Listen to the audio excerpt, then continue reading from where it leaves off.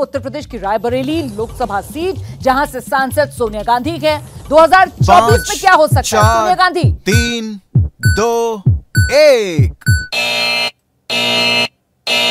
और देख रहे हैं आप किस तरीके से ये ऑरेंज लाइट जलती हुई जो ये बता रही है कि ठीक ठाक अंतर से सोनिया गांधी रायबरेली सीट से जीत दर्ज करेंगी। सोनिया गांधी रायबरेली से लगातार 2004 से जीत रही हैं। 2004, 2009, 2014, 2019 में सोनिया गांधी इस सीट से लगातार जीत दर्ज करती आ रही हैं। रायबरेली से सोनिया गांधी जीतेंगी, ठीक ठाक अंतर से जीतेंगी, सर्वे का आंकड़ा ये बता रहा है। लेकिन एक महत्वपूर्ण जानकारी मैं आपको ये दे दूं कि साथ ही साथ सर्वे के आंकड़े में ये बात भी सामने निकल कर आई कि अगर रायबरेली में कांग्रेस अपना उम्मीदवार बदलती है, मतलब अगर सोनिया गांधी चुनाव मैदान में नहीं उतरती, तो फिर रायबरेली की ये सीट कांग्रेस के लिए फंस सकती है। ये भी तस्वीर इस सर्वे में उभरी है।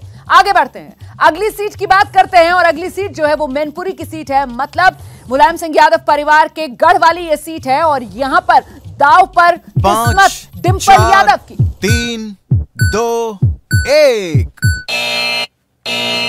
और हरी बत्ती जल गई है, मतलब बड़े अंतर से डिंपल यादव मैनपुरी की सीट पर जीत दर्ज करेंगी। परिवार की सीट रही है मैनपुरी की सीट, खुद मुलायम सिंह यादव इस सीट पर जीतते आए हैं और डिंपल यादव ने 2022 में जब उपचुनाव हुआ तो इस सीट पर जीत दर्ज की। अब तस्वीर यही कि मैनपुरी में 2024 में भी डिंपल यादव अगर इस सीट से चुनाव मैदान में उतरेंगी तो फिर बड़े आराम से बड़े अंतर से जीत दर्ज करेंगी। अगली सीट का रुख करते हैं और अगली सीट जो है वो बीजेपी के सहयोगी दल अपना दल सोनेलाल की उम्मीदवार अनुप्रिया पटेल वाली सीट है। और इस सीट पर क्या होगा देखिए। 3, 2, 1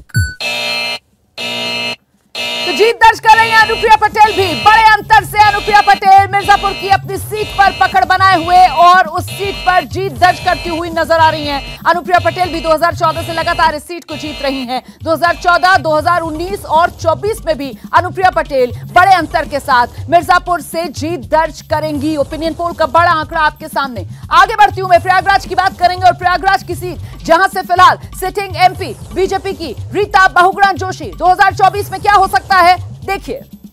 5, 4, 3, 2, 1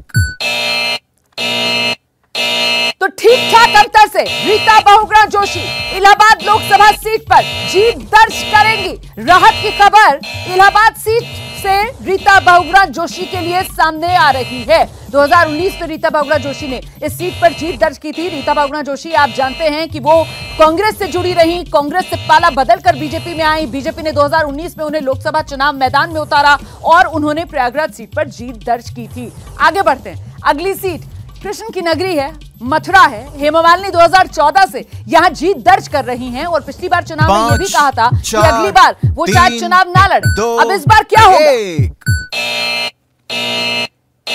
कम अंतर से आगे फिलहाल हेमा मालिनी यहां पर नजर आ रही हैं। मतलब मथुरा से जीत की हैट्रिक लगाना हेमा मालिनी के लिए आसान नहीं रहने वाला है।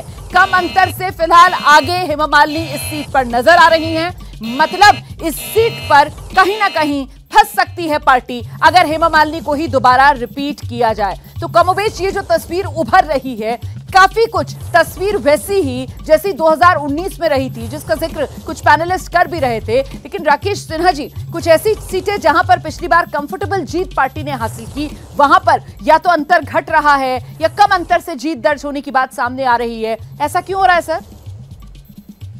देखिए क्या है कि मोदी जी की योजनाओं को जो लागू किया गया, कुछ सांसदों को और मेहनत करके जनता तक संवाद करना पड़ेगा। मुझे लगता है जहां संवाद की थोड़ी कमजोरी है वहां ऐसी स्थिति लग रही है, क्योंकि लाभार्थी का बड़ा वर्ग पैदा हुआ। अब जन औषधि केंद्र में जहां 2500 की मेडिसिन 250 में मिलती है, ये जनता तक से पहुंचाने की बात है। मुझे लगता है कि जब मोदी मैजिक में कोई भी विपक्ष की सीट सुरक्षित नहीं है, चाहे मैनपुरी हो या रायबरेली हो। और आपको मैं एक बात आश्वस्त कर देना चाहता हूँ, हम अमेठी तो जीतेंगे। इसका कारण है रायबरेली के लोगों ने अमेठी को देखा है।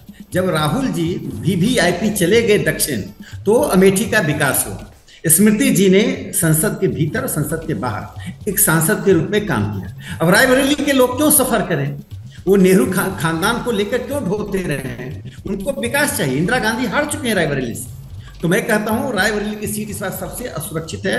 भारतीय जनता पार्टी जीतेगी। ये तो आपने बड़ा चैलेंज दे दिया यहाँ पर। अब मुझे लगता है कांग्रेस प्रवक्ता अभय दुबे जी के पास हमें चलना पड़ेगा, वो जवाब देना चाहेंगे इस बात का। जी आइए अभय जी। रोमाना जी, मैं चुनौती देता हूं, राकेश सिन्हा जी मेरे विद्वान दोस्त, या इनकी सांसद महोदया से पूछकर आ जाएं, स्मृति ईरानी से। कांग्रेस पार्टी जब अमेठी में चुनाव लड़ती थी तो भेल, Bharat heavy electricals limited, SAIL, steel authority of India, ordnance factory, Hindustan aeronautical limited, Rail Neer की जो फैक्ट्री है वो लगाई, पेट्रोलियम प्रोडक्ट्स को लेकर हमने एक विश्वविद्यालय की स्थापना की। तो ऐसे लंबे संस्थान में गिना सकता हूं जो अमेठी को कांग्रेस पार्टी की सरकारों में दिए हैं। मैं चुनौती देता हूं, 2 बड़े संस्थानों के नाम बता दे राकेश सिन्हा जी। बड़ी बातें करने से नहीं होगा।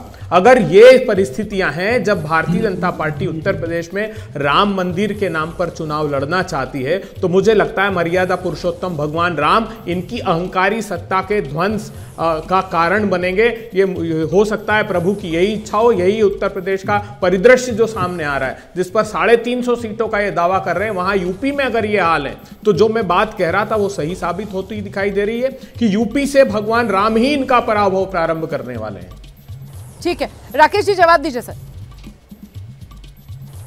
देखिए, मैं तो इतना ही कहूंगा कि हम लोग सांसद के रूप में काम करते हैं। राहुल गांधी और सोनिया जी बाकी लोग सामंत की तरह काम करते हैं।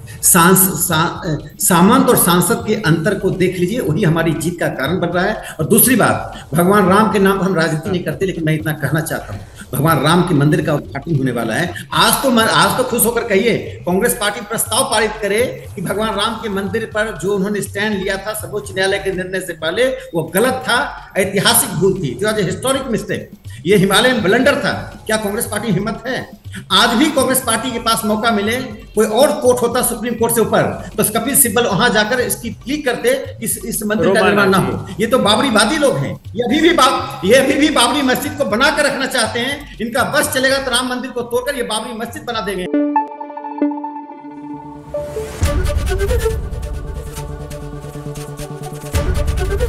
एबीपी न्यूज आपको रखे आगे।